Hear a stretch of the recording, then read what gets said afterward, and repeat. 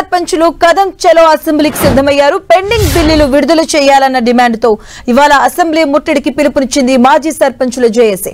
శాసనసభ సమావేశాల్లో తమ పెండింగ్ బిల్లుల అంశంపై చర్చించాలని, సమావేశాలు ముగిసేలోగా 500 కోట్ల బిల్లుల బకాయిలను విడుదల చేయాలని డిమాండ్ చేస్తున్నారు.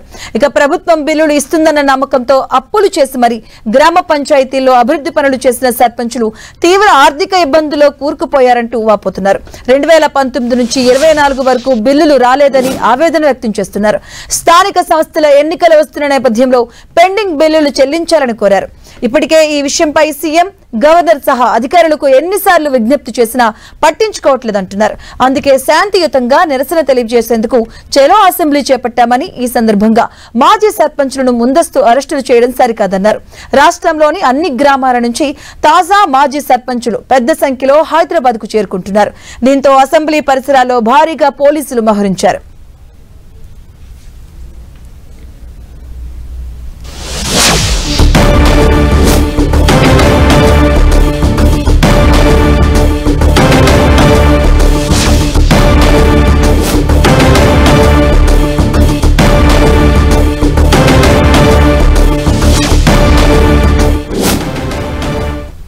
ఇక సర్పంచులు జేఏసీ చలో అసెంబ్లీకి పిలుపునిచ్చింది.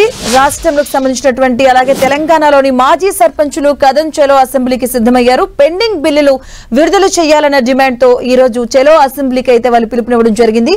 మాజీ సర్పంచులు జేఏసీ శాసనసభ సమావేశాల్లో తమ ఏవైతే పెండింగ్ లో ఉన్న బిల్లుల అంశంపై చర్చించాలని, సమావేశాలు ముగిసేలోగా ఏవైతే బిల్లులు పెండింగ్ లో ఉన్నాయో 500 కోట్ల బకాయిలను విడుదల చేయాలని కూడా వారు డిమాండ్ చేస్తున్నారు.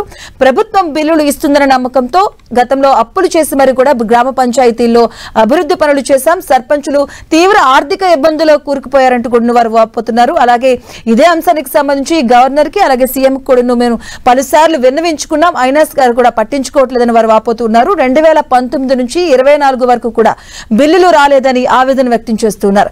అలాగే స్థానిక సంస్థల ఎన్నికలు వస్తున్న నేపథ్యంలో పెండింగ్ బిల్లులు చెల్లించాలని వారు కోరుతున్నారు.